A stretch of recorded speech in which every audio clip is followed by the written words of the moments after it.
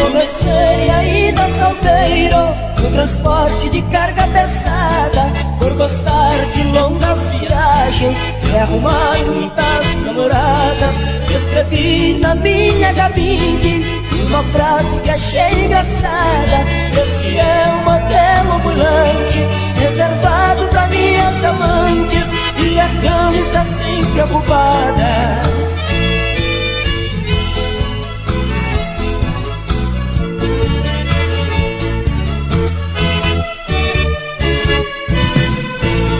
Transformei em motel ambulante a cabine do meu caminhão, onde eu tive muitas namoradas, minha casa, o meu ganha-pão.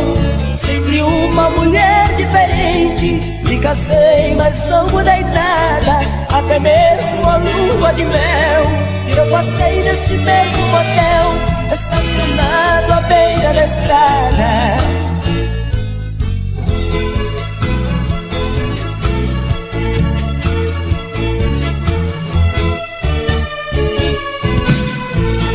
Poucas noites dormia em casa, mesmo sendo um homem casado. Certo dia cruzei um colega, minha esposa estava ao seu lado. Eu paguei com a mesma moeda, assim diz o chavão eterno.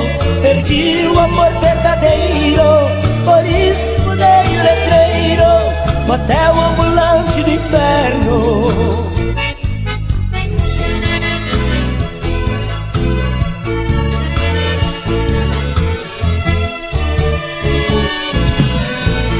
Transformei em motel ambulante a cabine do meu caminhão, onde eu tive muitas namoradas, minha casa, o meu ganha-pão. Sempre uma mulher diferente, me casei, mas não mudei nada, até mesmo a lua de mel eu passei nesse mesmo motel, estacionado à beira da estrada. Poucas noites dormia em casa, mesmo sendo um homem casado. Certo dia cruzei o colega, minha esposa estava ao seu lado. Eu paguei com a mesma moeda, assim diz o chavão eterno.